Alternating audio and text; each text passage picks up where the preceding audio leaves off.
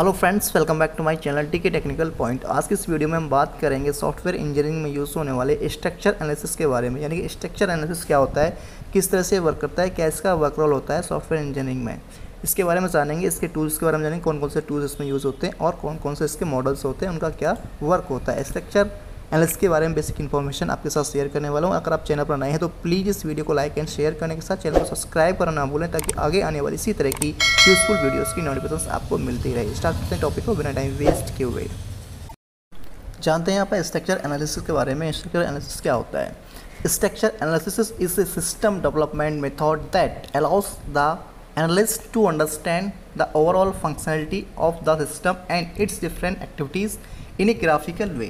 यानी कि structure analysis क्या है? एक सिस्टम डेवलपमेंट मेथड है जो अलाउ करता है जो भी एनालिस्ट उसको डेवलप कर रहा है to understand the overall functionality, उस सिस्टम की जितनी भी फंक्शनलिटी उसके अंदर हो रही है उनको समझने के लिए एंड और इसकी डिफरेंट एक्टिविटीज़ हैं उन सभी को समझने के लिए जो एनालिस्ट है उसको अलाउ करता है इन ए ग्राफिकल वे। एक ग्राफिकल वे में इसको वो एनालिस्ट करता है इन सभी एक्टिविटीज़ को जो इसके अंदर होती हैं, ओवरऑल एक्टिविटीज़ एंड जो डिफरेंट एक्टिविटीज़ होती हैं।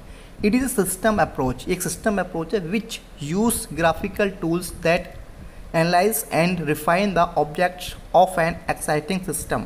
यह क्या है? It is a systematic approach, एक सिस्टमेटिक अप्रोच है विच यूजेस, जो यूज़ करता है ग्राफिकल टूल्स को, एनालाइज करता है, रिफाइन करता है जो भी ऑब्जेक्टिव्स होते हैं सिस्टम के अंदर and develop a new system specification, और एक न्यू सिस्टम डेवलप करता है which can be easily understand by the user, और एक न्यू स्पेसिफिक सिस्टम डेवलप करता है जो यूज़र को समझने के लिए इजी हो, यानी कि यूज़र के जो अंडरस्टेबल हो, यूज़र को जो ईजिली वे में यूज़र उसको अंडरस्टैंड कर पाए। It is a technique through which we will decompose the high level function into number of sub functions. एक टेक्निक है जिसके थ्रू हम हाई लेवल फंक्शंस को ब्रेक करते हैं सब फंक्शंस में। अब यहाँ पर इनके टूल्स के बारे में जानते हैं। स्ट्रक्चर्ड एनालिसिस टूल्स ये काफ़ी टाइप के होते हैं। It used various tools and techniques to develop systems, यानी कि स्ट्रक्चर्ड एनालिसिस जो है काफ़ी सारे टूल्स यूज़ करता है और टेक्निक्स यूज़ करता है सिस्टम को डेवलप करने के लिए। पहला टूल है डेटा फ्लो डायग्राम्स, यानी कि डेटा फ्लो डायग्राम्स क्या है? DFT, data dictionary, decision trees and decision tables, structured English and PSC code, यानी कि ये इसके टूल्स होते हैं जो भी सिस्टम को डेवलपमेंट करने के लिए यूज़ किए जाते हैं।